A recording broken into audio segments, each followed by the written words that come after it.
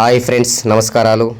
మీకు డైలీ ఆది వోల్క్స్కు స్వాగతం. ఇప్పుడు మనం హైదరాబాద్ మరియు విజయవాడ నుండి అయోధ్య ధామ్ జంక్షన్కు ఉన్నటువంటి ట్రైన్లను గురించి ఒకసారి పరిశీలిద్దాం. హైదరాబాద్ నుండి అయోధ్య ధామ్ వరకు డైలీ ట్రైన్స్ అనేవి అందుబాటులో లేవు.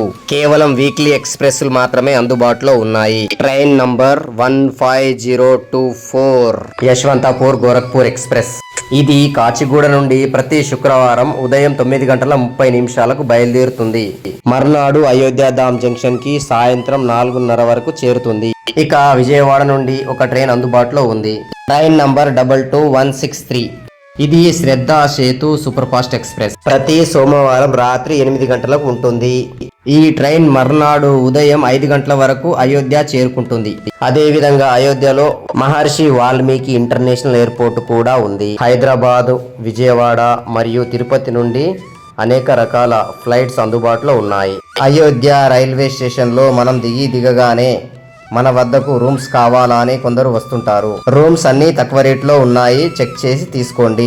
మాకు 7 మందికి కలిపి ఒక ఏసీ రూమ్ ఇచ్చాడు. అది చాలా బాగుంది.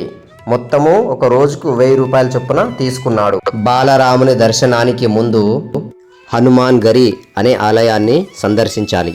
ఎందుకంటే అయోధ్య నగర క్షేత్రపాలకుడు హనుమంతుని దర్శన అనంతరం దారిలో దశరథ్ మహల్ అనే మందిరం కూడా ఉంటుంది. దానిని కూడా దర్శించండి. ఒక్కసారి ఆలయం లోపలికి వెళ్ళి చూద్దాం రండి.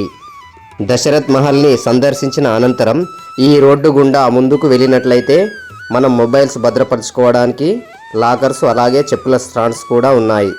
ఈ రోడ్డుకు ఇరువైపులా కొన్ని దుకాణాలు ఉన్నాయి. ఈ దుకాణాలలో మనకు కావలసినటువంటి సామాన్లు, సరుకులు కొనుగోలు చేయవచ్చు.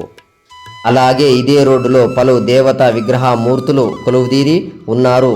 వారిని కూడా దర్శించుకోండి. దుర్గామాత విగ్రహం, అలాగే కృష్ణుని యొక్క విశ్వరూపం, అలాగే సీతారాములు మరియు లక్ష్మణులు వారుంటారు.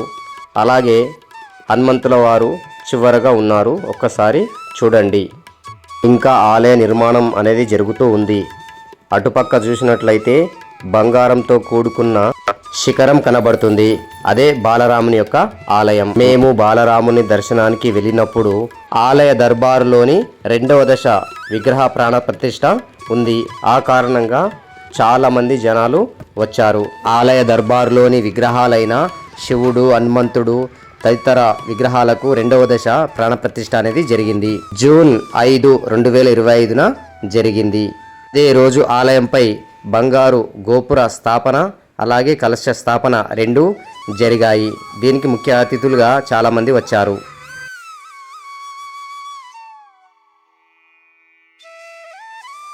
ఇక్కడ మనకు కనబడుతున్న భవన సముదాయం మొత్తం మొబైల్స్ పెట్టడానికి మరియు చెప్పులు పెట్టడానికి లాకర్లుగా ఉపయోగపడుతుంది. ఈ అన్ని లాకర్లు కూడా ఆలయానికి సంబంధించిన ఉచిత లాకర్లే ఉంటాయి. మొబైల్స్ కానీ చెప్పులు కానీ మనము లాకర్లో భద్రపరిచినప్పుడు వారు మనకు ఒక టోకెన్ ఇస్తారు.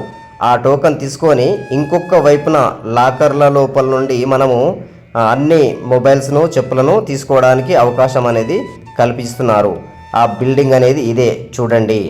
అలాగే బిల్డింగ్ లోపల మనము సేద తీరడానికి, అలసిపోయి కూర్చోవడానికి చాలా విశాలమైనటువంటి హాల్ కూడా ఉంది. చూడండి, గమనించండి.